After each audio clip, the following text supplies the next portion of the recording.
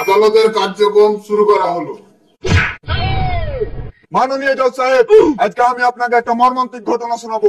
মাননীয় জজ সাহেব, দিনের দিন ওকে গাধার মতো খেটে নিছে, দিনের দিন চুল করে টাকলাই, তারপর ওর বিয়ে দেয় না। মাননীয় জজ সাহেব, মাননীয় জজ সাহেব, এ ছেলের এখনো মুখ দিয়ে দুধের গন্ধ যায়। এ ছেলে এখনো ঘুম থেকে উঠলে মেয়ে করে কাঁদে। এ ছেলে এখন বিয়ে করে কি করবে? মাননীয় জজ সাহেব, অবজেকশন ইওর অনার, এই ছেলের যদি এখনই বিয়ে দেয় তাহলে বাচ্চা করে ঘর ভর্তি করে দিবে। অবজেকশন ইওর অনার, তাহলে তো দেশে খাদ্য সংকট পড়ে যাবে। Objection guaranteed. ইওর অনার, আপনি তো অনুমতি দেন, তাহলে আমি সাইদ মিয়াকে কিছু প্রশ্ন করতাম। অনুমতি দেওয়া হলো। ধন্যবাদ জজ সাহেব।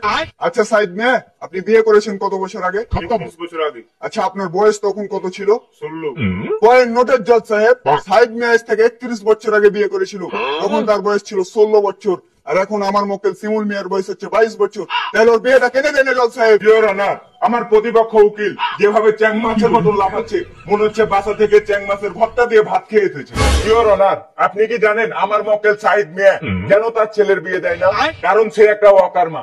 আমার মক্কেল সাইদ মিয়ার ছেলে শিমুল মিয়া, সে একটা টাকাও ইনকাম করতে পারে না। সে বিয়ে করে কি খাওয়াবে তার বউকে? ইওর অনার, ভুল ভুল, আমার প্রতিপক্ষ উকিল সাহেব, আপনি মনে হয় কোর্টে আসার আগে মরা গরুর ভুঁড়ি দিয়ে ভাত খেয়েছেন। মাননীয় জজ সাহেব, আপনি যদি অনুমতি দেন তাহলে আমার মক্কেল শিমুল মিয়াকে আমি কিছু প্রশ্ন করতে পারি। অনুমতি দেওয়া হলো। থ্যাংক ইউ জজ সাহেব। আচ্ছা শিমুল মিয়া, আমি আপনাকে যা প্রশ্ন করব সব সঠিক উত্তর দিবেন।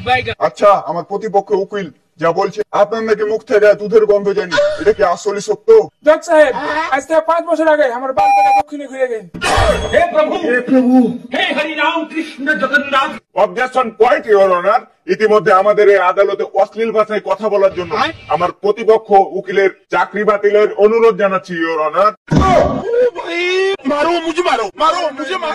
মাননীয় জজ সাহেব, সত্য প্রমাণ করতে গেলে অনেক কিছু দেখতে হয়, অনেক কিছু শুনতে হয়।